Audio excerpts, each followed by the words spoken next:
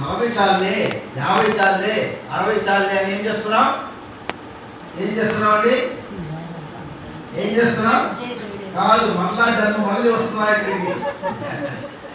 40 చాలే, 50 చాలే, 60 చాలే అనుకొని చేయకుండా చెప్పేసి మళ్ళా వస్తున్నాం టికెట్ తీసుకొని. అంతేనండి.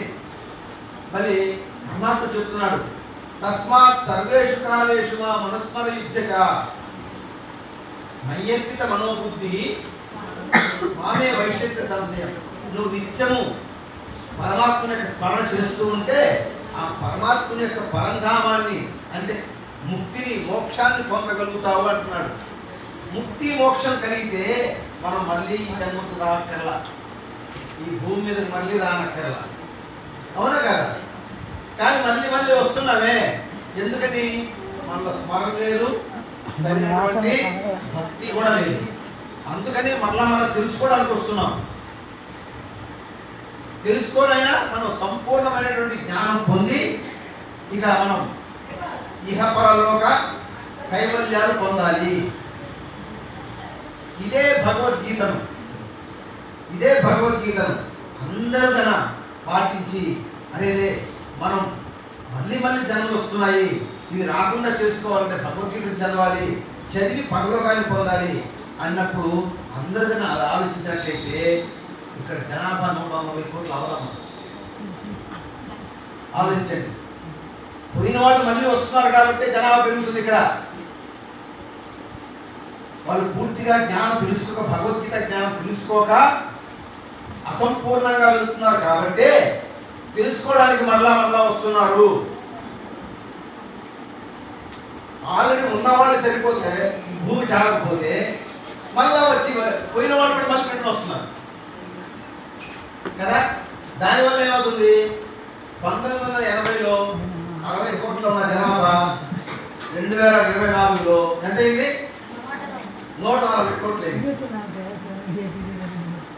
ఇది కేవలము సంతానోత్పత్తి వల్ల కాదు, పోయిన వాళ్ళు మళ్ళీ పోకుండా వస్తున్నారు. అది ప్రాబ్లం.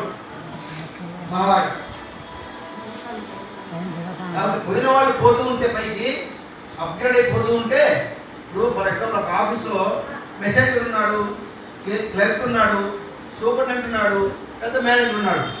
వీళ్ళు ఒకరు ప్రమోషన్ అయిపోతూ ఉంటే కింద వాళ్ళకి ఖాళీ అవుతూ ఉంటుంది. మేనేజర్ మళ్ళీ వచ్చి నేను బంట్రోగా చేస్తానంటే ఎట్లా, మళ్ళీ క్లర్క్గా చేస్తానంటే ఎట్లా?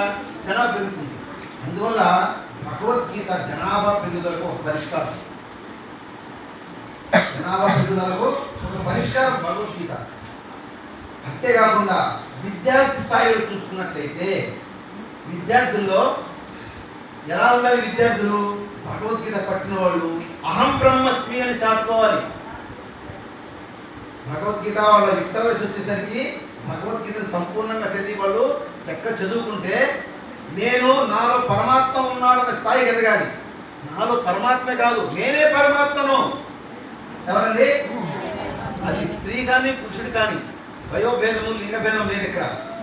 వీళ్ళు యుక్త వయసు వచ్చి గ్రాడ్యుయేషన్ అయిన తర్వాత వీళ్ళు చెప్పవచ్చు, మరి నేను గ్రాడ్యుయేట్ అని కాదు చెప్తాను. వీళ్ళు అయా బ్రహ్మస్మి, నేను పరబ్రహ్మను అనే స్థాయికి ఎదుగుతారు. భగవద్గీత పాఠశాలలో చెప్పినట్లయితే నేను పరబ్రహ్మను, నేను బ్రహ్మ అవతారం, నేను అవతార పురుషుణ్ణి అని వాడు మనసులో ఉంటే సమాజానికి వాడు మేలు చేస్తాడా, కీలు చేస్తాడా?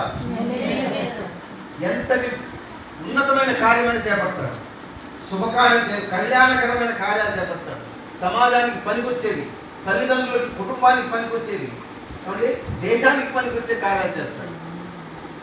వాళ్ళు పరమాత్మ లక్షణాలు కాకుండా అసుర లక్షణాలు వచ్చాయనుకోండి, దేశాన్ని భ్రష్టు పట్టిస్తాడు, సమాజానికి కూలదోస్తాడు కదా.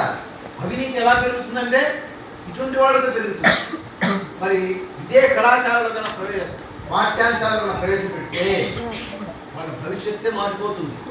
ప్రతి ఒక్కరూ తన సొంత నిర్ణయాలు